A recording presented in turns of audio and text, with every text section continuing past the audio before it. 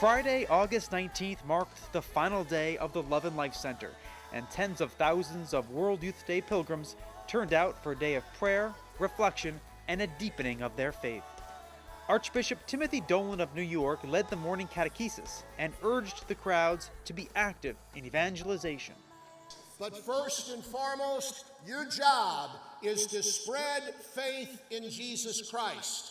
That's missionary, that's evangelization, and that worked. When Columbus landed, the first thing he did was not set up the Spanish flag, not set up a Bank of Spain, not draw a map, but planted the cross of Jesus Christ in the soil of the Americas.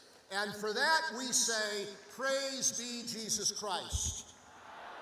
After discussion exploring social communications and new media, several celebrities took the stage for a panel on faith and entertainment, including Hollywood actor Matt Marsden.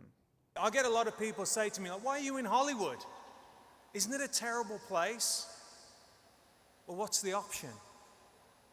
Walk away from it and us not have a voice? We all need to get in there, whether you're screenwriters, actors, directors, and become a part of it and stand up and fight. Is Hollywood difficult? Of course, it is difficult. And we've got to pull together, and you guys as well, youngsters, you've got to get involved as well in the film industry. Later, the Palacio de Deportes became a school of prayer, as several panelists explained to young people the many ways to grow closer to God.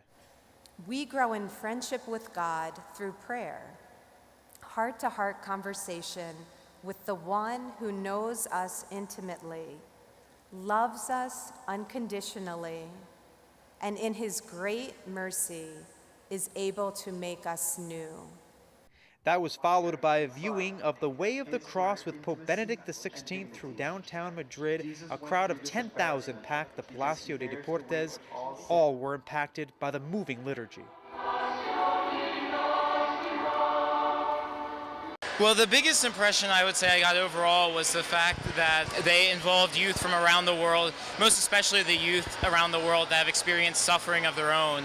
They had the youth carrying the cross from Sudan, from Haiti and Japan, who both recently experienced natural disasters. So for me, that really stood out, and it really made me think about the crosses I'm carrying in my own life.